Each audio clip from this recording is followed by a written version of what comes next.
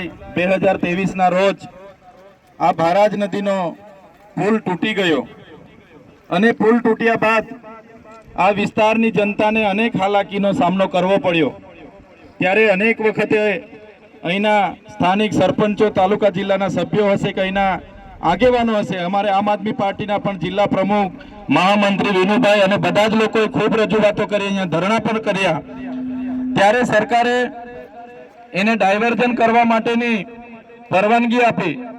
શરૂઆતમાં જ્યારે ડાયવર્ઝન 2024 માં બનાવવામાં આવ્યો એમાં 2 કરોડ ને 34 લાખ રૂપિયા એમણે બિલોની ચૂકવણી કરી અને એ જ ડાયવર્ઝન પર ફરી બીજા 4 કરોડ રૂપિયા એને જ રિપેરિંગ કરવાને એને જ બનાવવા માટે બીજા 4 કરોડ રૂપિયાની ચૂકવણી 2025 માં માર્ચમાં કરી।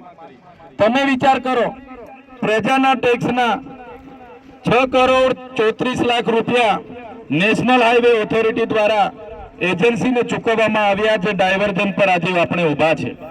ડાયવર્ઝન તમે જોયું હશે, અહીં નદીની માટી, નદીની રેતી અને જે મળ્યું તે ભરી દીધું છે અને ભૂંગળા મૂકીને ડાયવર્ઝન બનાવ્યું। ત્યારે આ ડાયવર્ઝન ફરી તૂટી ગયું અને આજે 3 ચોમાસા 3 વર્ષથી લોકો અહીંયા હેરાન થાય છે, પરેશાન થાય છે અને લોકો હાલાકી વેઠે છે। પણ સૌથી વધારે વિચારવા જેવી ગંભીર બાબત એવી છે કે અમારી સરકાર અમે કરીશું તે થશે। અમને કે લોકો એ નેતાઓ હમણાં ભાષણમાં કહેતા હતા કે ચૈતરભાઈ અમારો વિકાસ જોવા આવે, અમે આ વિકાસ જોવા આવ્યા છે। ભાઈ તમારો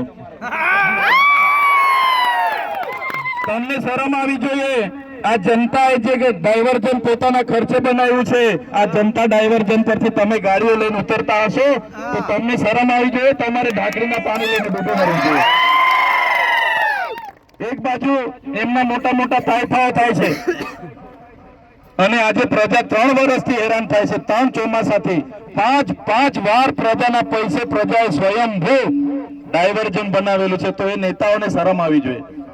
તમારી સરકારમાં તમારાથી